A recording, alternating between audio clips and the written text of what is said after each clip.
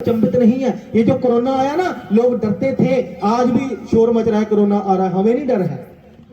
Corona हमारा कुछ नहीं बिगाड़ सकता, क्योंकि खुदा ने हमें पहले ये बताया कि यीशु मसीह के दूसरे आगमन से पहले ये बातें होनी है। लोगों को चंबा होता है कि वहां पर भूकंप आ गया, ये दो देश आपस में लड़ने लगे, हमें होता ही नहीं चंबा। क्यों नहीं होता?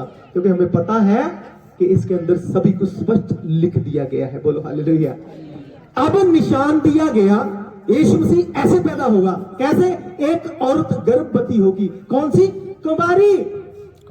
और उस समय जब ये भविष्यवाणी यशायाह नबी के द्वारा, परमेश्वर के दास के द्वारा हुई, तो वहां पर लिखा है, जब हिस्ट्री को, ये टोटल हिस्ट्री है, हिस्ट्री के द्वारा जब लिखा है, पूरे वर्ल्ड में लोगों ने अपनी बेटियों को कुंवारा रखना शुरू कर दिया था कि यीशु मसीह शायद हमारे घर में पैदा हो जाए। बोलो हालेलुया।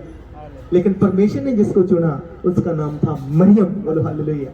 अब क्या हुआ आगे? कुंवारी गर्भवती होगी, फिर और पुत्र को जनेगी, और पुत्र को पैदा करेगी। किसको पैदा करेगी? पुत्र को। पहले ही आगे, और उसका नाम इमैनुएल रखेगी। उसका नाम इमानुएल रखा जाएगा। बोलो हालेलुया। हालेलुया। इसका मतलब उसका नाम भी स्वर्ग से आया है। यीशु नाम मैंने नहीं रखा, यीशु नाम उसके मम्मी पापा ने नहीं रखा, यीशु नाम उसके किसी गुरु ने नहीं रखा। यीशु नाम आसमान से आया हुआ नाम है, जिसका मतलब है परमेश्वर हमारे साथ है। यीशु का मतलब ही यही है यीशु नाम का। बोलो हालेलुया। क्लियर हो रहा है? ये भविष्यवाणी है यीशु के आने की। जब मत्ती की किताब में चलते हैं, बुक ऑफ मैथ्यू, चलिए वहां पर एक चैप्टर में देखते हैं। हाँ, book of Matthew chapter number 1, मत्ती की किताब 1 नंबर चैप्टर में, वहां पर देखते हैं 7 चैप्टर और एक चैप्टर और उसकी 23 वर्ष है, 23। हाँ, 1 की 23 वहां पर देखते हैं यही शब्द द्वारा दोहराए गए। कैसे? देखते हैं कैसे लिखा गया है। Praise the Lord. अब देखें क्या लिखा है 1 की 26 में। यस, 23। देखे एक कुंवारी गर्भवती होगी। फिर दोबारा रिपीट हो गया ना, भविष्यवाणी रिपीट हो रही है। देखे एक कुंवारी गर्भवती होगी, फिर होगी और एक पुत्र जनेगी, और उसका नाम इमैनुएल रखा जाएगा। और जिसका अर्थ है परमेश्वर हमारे साथ। Praise the Lord. बोलो हालेलुया। हालेलुया। ये मैंने अपने मुंह से शब्द नहीं बोले, ये लिखित मौजूद है, जिसका मतलब ही ये है कि परमेश्वर हमारे साथ है। बोलो हालेलुया। क्लियर हो रहा है? कुछ जितनों को क्लियर हो रहा है जरा ताली बजा के दिखाए तो। मैं देख रहा हूँ बहुत ही सावधानी से सुन रहे हैं। Praise the Lord. बोलो हालेलुया। हालेलुया। अब ये क्लियर हो रहा है कि यीशु मसीह कैसे पैदा होगा। भाई ऐसे ही नहीं पैदा हो गया, ऐसे ही कि मनगढ़ंत कहानी हो गई, ऐसे नहीं। यीशु मसीह ना तो कोई गुरु था बड़ा, और ना ही ज्यादा ज्ञानी पुरुष था, और ना ही वो साइंटिस्ट था, और ना ही वो वैद्य था, और ना ही वो कुछ था। लेकिन फिर भी लोग उसको वैद्य कहते थे, लोग उसको गुरु कहते थे। वो कोई क्या बोलते हैं उसको, यूनिवर्सिटी नहीं चलाता था, लेकिन फिर भी वो वर्ल्ड का गुरु बना है। Praise the Lord. बोलो हालेलुया। आज तक किसी ने नहीं कहा कि मुझे गुरु कहो, मैं गुरु हूं, लेकिन यीशु ने कहा तुम मुझे गुरु कहकर पुकारते हो और सच कहते हो। उसने साबित कर दिया, क्योंकि मैं हूं, उसने ऐसा बोला। बोलो हालेलुया। अब हम अलग अलग टॉपिक है ये।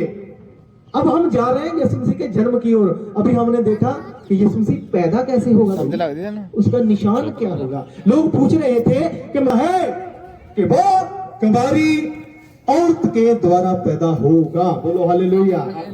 अब जब आगे चले जाते हैं, अब देखते हैं यीशु मसीह कैसे पैदा होगा, ये देख लिया। और यीशु मसीह अब पैदा हो गया, वो देखेंगे। लूका की इंजील में चले जाए वहां पर, और उसका 1 चैप्टर और 26 आयत से लेकर और 38 तक, 26 से 38 तक कैसे क्लियर हो जाएगा।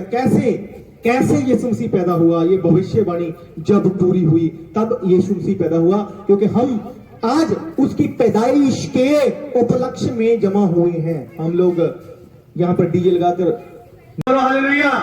हालेलुया। अब यहाँ पर जो दूत उनके साथ बात कर रहा था, इतनी रोशनी थी, और ये बातें करने के बाद कि तुम लोग उसको ऐसे देखोगे, जाओ जाके दर्शन करो, उसको देखोगे। अब वहां पर लिखा गया दूत खुदा की महिमा कर रहे थे। इसका मतलब यीशु के पैदा होने पर आसमान में फरिश्तों ने और जमीन पर भी फरिश्तों ने आकर खुद खुशी मनाई। बोलो हालेलुया। जोरदार तालियां यीशु मसीह के नाम से।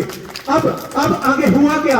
अब ये सबूत है, ये सबूत है, ये रिटन में है।